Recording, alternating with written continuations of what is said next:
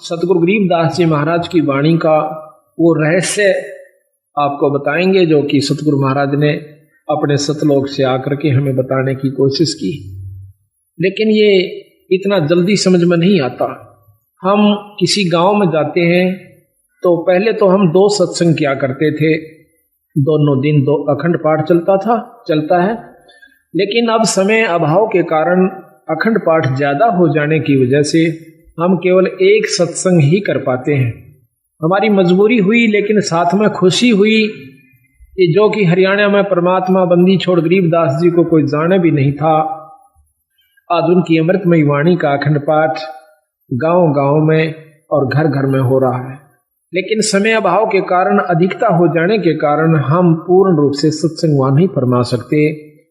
उसमें एक साधारण सी जानकारी दे सकते हैं जो कि नए भक्त को दी जाती है। लेकिन जो असली तत्व है वो इन 7 दिनों के अंदर आपके सामने आओगा।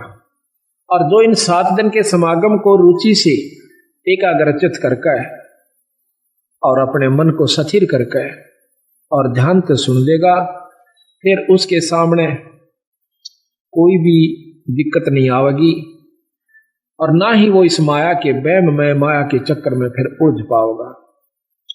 संतों ने, बंदी छोड़ गरीबदास महाराज जी ने ऐसे ढंग से हमें बताने की कोशिश करी है कि देख भाई, कहीं आपको यह वहम ना रह जावे कि भक्ति का करना केवल उन व्यक्तियों का काम है जो कि घर छोड़ जाते हैं और जंगल में चले जाते हैं और बाल ब्रह्मचारी रहते हैं और वहां पर तप आदि करते हैं, गुफा बना लेते हैं, शरीर पर दाढ़ी बढ़ाते हैं, अंग पर राख लपेट लेते हैं, छार लपेट लेते हैं, बर्फ के अंदर खड़े हो जाते हैं, कोई सिर के ऊपर ठंडा नीर बरसाता है सर्दी के मौसम में। तो हम समझते हैं कि इतना कठिन कार्य, तौबा तौबा करते हैं कि हे भगवान, इतना कठिन कार्य कि ऐसी सर्दी में, जबकि हमने तो वैसे ही ठंड लग रही है अपनी जर्सी और रजाई के अंदर भी। और एक भक्त एक मटके के अंदर सैकड़ों छेक करवा लेता है और उसको एक तिपाई के ऊपर रख कर और उसके अंदर बहुत ठंडा जल ऊपर डलवाता रहता है मटके में, और मटके में से पानी झरने के रूप में और उस भक्त के ऊपर, उस संत के ऊपर पड़ रहा है। तो ऐसी सर्दी में जब हम उसकी इस प्रक्रिया को देखेंगे तो एकदम कलेजा हिल जाता है कि इतनी ठंड में और ये बर्फ के पानी को अपने ऊपर डाल रहा। तो उस समय ये मन तौबा कर जाता है कि भाई भक्ति मारे बस की को ना, हम नहीं कर सकते इसका। लेकिन बंदी छोड़ गरीबदास जी ने इसको बहुत आसान किया है। इसको ऐसा मार्ग बता दिया है कि आप काम करते हुए अपने खेत में, जैसे उन्होंने उदाहरण दे के बताया, नहीं तो उस भगवान ने यहां पर आने की कोई आवश्यकता नहीं थी और ना ही उन्होंने बच्चे पैदा करने की आवश्यकता थी, क्योंकि वो पूर्ण ब्रह्म परमात्मा थी। लेकिन हमारे इस भ्रम को दूर करने के लिए कि आपके मन में क्या जमा हो चुकी, हमारे अंदर भी यही थी। हम तो एक साधारण सा अपना नाम ले लिया करते थे, आरती कर लिया करते थे, जब तक हमने पूर्ण ज्ञान नहीं हुआ था। इस उद्देश्य से कि हमारे थोड़े बहुत काम सर जाएंगे, भगवान की आरती कर लें, बाकी प्राप्ति की हमें कोई उम्मीद नहीं थी, परमात्मा प्राप्ति की। जब से बंदी छोड़ गरीबदासियों का, कबीर साहिब का ज्ञान देखा, इसको समझा, और वे साथ में ये भी पता चला कि ये गृहस्थी थे, बाल बच्चेदार थे, इन्होंने अपने बच्चों के सारी ये क्रियाक्रम किया, विवाह भी किया और साथ में उनका पालन पोषण भी किया और फिर भक्ति करके परमात्मा प्राप्ति भी की। तो जब हमारे मन में यह कुछ उत्सुकता पैदा हुई कि जब बंदी छोड़ गरीबदास जी सारे काम को करते हुए पार हुए तो हम भी हो सकते हैं। उसके बाद हमारी रुचि बढ़ी और फिर बंदी छोड़ ने लिख रखा गरीबदास जी ने कि नाम उठत नाम बैठत नाम सोवत जागबे, भाई नाम खाते नाम पीते तो नाम से ती लागबे। एक नाम से मुक्ति होगी, ना तप से मुक्ति होती है, ना केवल पाठ करते रहने से मुक्ति होती है, और ना ही किसी तप बर्फ में खड़ा हो जाने से या 4 धुनिया के बीच में 5 धुनों के बीच में बैठ जाने से जीव मुक्त हो सकता है, उससे कुछ और उपलब्धि होती है। तो जब हमने मेरा पता चला, इस बात का ज्ञान हुआ कि परमात्मा के पाने का तरीका भी और है, वो साधन भी और है, जिससे हम ईश्वर प्राप्ति कर सकते हैं। सिद्धि प्राप्ति नहीं करनी अपन, तब से सिद्धियां आ जाती हैं।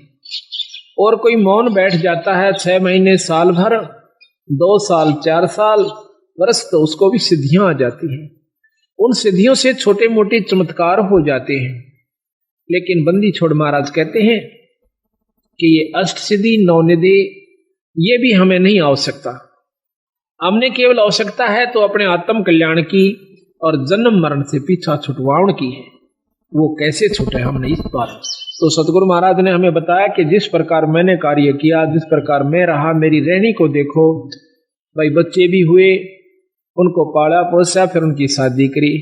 आज गरीबदास महाराज के 70-80 के करीब उनका जो है ना घर है, वहां पर गांव में परिवार है। 8वीं 9वीं पीढ़ी सतगुरु महाराज की चल रही है गरीबदासियों की। वहां पर लगभग 300-400 उनके 500 के करीब महाराज की जनरेशन है, उनकी संतति हो चुकी है छुड़ाने के।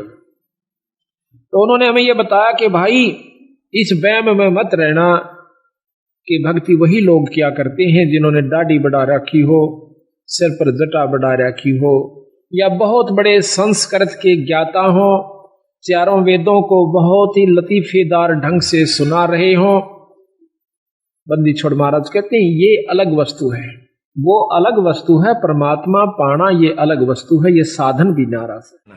अब देखो, इन बातों का ज्ञान सत्संग से होता है। सत्संग में संत जनाते हैं। संत की परिभाषा को समझ लेना ही सबसे उत्तम हमारा प्रथम कर्तव्य है, और तभी हम लाभ उठा पाएंगे। हमारे मन में धारणा ये बनी हुई है कि साधु की परिभाषा जैसे कल भी बताई थी, पर थोड़ी थोड़ी एक आध बार फिर बतानी पड़ेगी, क्यों रोजाना नए हंस आते हैं। साधु की परिभाषा ये नहीं है कि लाल कपड़े ही हो जाना और कंठी माला पैर लेना, जटा और लटा रखा लेना, तन पर लंगोटी हो या वस्त्र भिन्न हो या कोई विशेष मुद्रा हो और चमटा ले रखा हो या धुनिया पर बैठे हो। ये ही केवल संत की परिभाषा नहीं होती, संत का लक्षण नहीं होते। गरीबदास महाराज जी कल बताया था आपको कि जाट थे छुड़ानी के, और हमारे कबीर साहब भी गृहस्थी थे नहीं, और लेकिन उन्होंने गृहस्थ अपना आश्रम निभाकर दिखाया। 2 बच्चों को, मुर्दों को जिंदा किया था, एक लड़की को, एक लड़के को। एक लड़की को, एक लड़के को। एक का नाम कमाल रखा, एक की कमाली रखा, लड़की का नाम कमाली। फिर दोनों का पालन पोषण किया, उनको नाम जाप सिखाया और भक्ति और मुक्ति के अधिकारी बनाए। और ताणी बनकर सतगुरु महाराज अपना काम चलाया करते थे। उस रेजा को बेचकर कबीर साहब परमात्मा अपने घर का गुजारा चलाया करता था, और बाकी जो बच जाता था उसको वहीं पर भंडार गरीबों में बांट दिया करते, संतों में बांट दिया करते थे। उनकी वेशभूषा कोई भिन्न नहीं थी। जैसे आप सामने देख रहे हो, धोती और कुर्ते में टोपी, जो कि यूपी की वेशभूषा थी, उसमें रहा करते थे। गरीबदास महाराज भी छुड़ानी के अंदर जमींदार थे। साधारण अपना जो वेशभूषा होती है धोती और कुर्ते की, उसमें रहा करते थे। हमारे दादा गुरुजी ये भी छावड़े के जाट थे, और गोपालपुर में इसको लेना था। गोपालपुर में इनका आश्रम बना हुआ है। इन्होंने कभी लाल वस्त्र नहीं धारण किए। इससे पहले भी हमारे गरीबदास भेख में कोई लाल कपड़े नहीं पहना करता था। कबीर पंथ में भी अभी नहीं पहनते, कबीर पंथ में तो, लेकिन गरीबदास पंथ में अब देखा देखी भक्त संतों ने औरों को देखा देखी लाल वस्त्र धारण करने शुरू कर दिए हैं। लेकिन इनकी आवश्यकता भी नहीं है, और पहन भी लिए है तो कोई बुरी चीज नहीं है, अगर नाम सत्य है तो। सत्य नाम ठीक है और गुरु ठीक है, शब्द शक्ति उपलब्ध हो जाएगी। वस्त्र किसी भी हो, वस्त्र से परमात्मा पाने की कोई भी ये वो नहीं है कि ये इसी के कारण हमें ये पहचान नहीं है परमात्मा इसे पाई हुई है जिसने लाल वस्त्र पहन लिए।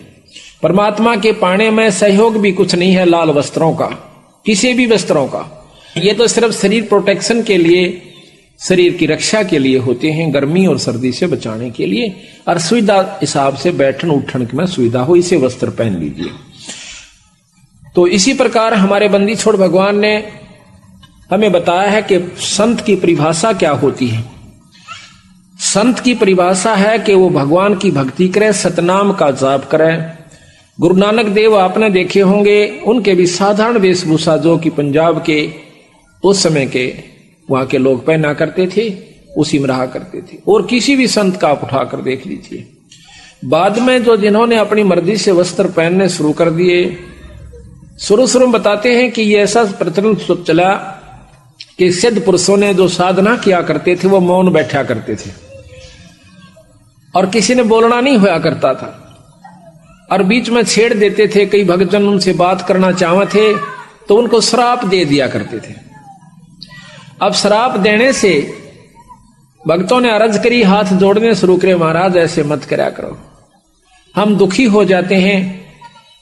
कहते थे कि हमें क्यों छेड़ते हैं जब हम साधना कर रहे हैं। तो किसी ने कहा कि आप कोई ऐसे वस्त्र धारण करा करो महाराज कि ताकि नो पता चल जाए कि आप साधक हो, ताकि आपको ना छेड़े। तो इन्होंने लाल वस्त्र अपने पहनने शुरू कर दिए, पहचान होगी कि ये साधक है, साधना कर रहा है। उसको कोई नहीं छोड़ता था, ना बोलते थे।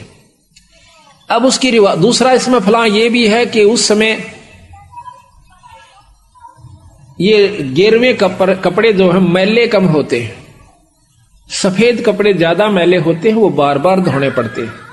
इसको लेकर भी संतों ने अपने लाल वस्त्र पहनने शुरू कर दिए। बाकी वस्त्र की परमात्मा पाने में कोई सहयोग नहीं है, केवल अपनी सुविधा जैसी भी शरीर प्रोटेक्शन, बॉडी प्रोटेक्शन यानी शरीर की सुरक्षा के लिए किसी भी वस्त्र पहनिए, पर मर्यादा ठीक हो, नियम ठीक हो, आपकी आस्था ठीक हो, आपके विचार ठीक हो, भक्ति आप कीजिए, किसी व्यवस्था में कीजिए। आप खेत में काम करते हुए कीजिए, आप घर पे काम करते हुए कीजिए, आप अपने दफ्तर में कीजिए, अपनी दुकान पर कीजिए, अपनी मजदूरी कर रहे तो कीजिए। ईश्वर के नाम का जाप करने से आपके अंतःकरण के अंदर एक तो सफाई आवेगी, जो सेवा आप करते हो सत्संग में आकर के, इससे आपका अंतःकरण साफ होता है।